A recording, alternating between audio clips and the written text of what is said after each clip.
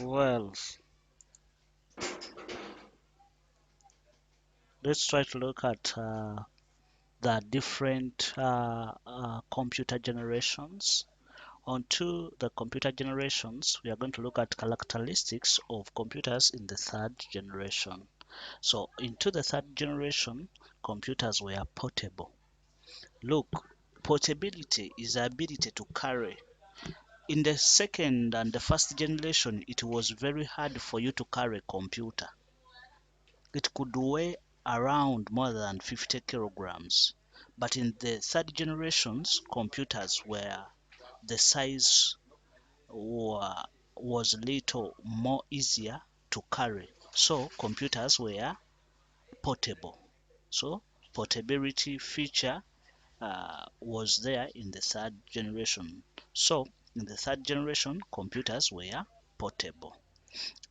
Still, we look to see that in the third generation, computers were uh, they had good visual display. They had good visual display, so were easy to see. This is what we call it was easy to see what you were doing in the uh, third generation. They had what we call a graphical user interface. In the third generation, they had developed the GUI, graphical user interface, where you could use uh, windows. You had where to click, which was not the case in the second and the first generation. They were command prompt, but in the third generation computers, uh, they had a good visual display. In the third generation, they were multitasking. Computers were multitasking. They could handle different tasks at a go. For instance, look at a scenario where you are playing a game, then you're typing some other documents. Well, you cannot type at the same time playing a game.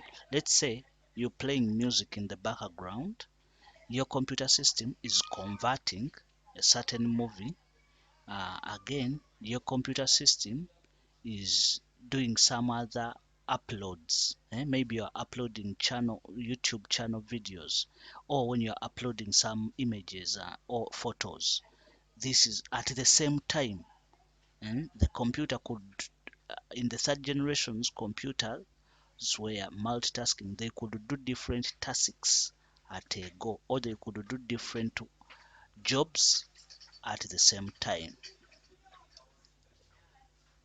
Still, when we look at another feature, they had big storage. Yes, in the first and the second generation, computers were big, but their storage, the hard disks, were very, very small. So, in the third generation, we are seeing a feature where they had developed hard disks which were extremely big. The hard disks could contain a lot of data compared to what was happening in the first and the second generation. In the third generation, still they were a little bit cheaper. Computers were cheap in the third generation. The third generation happened around closely to the entrance of 2000. So those those were some of the features. They were a little bit cheap.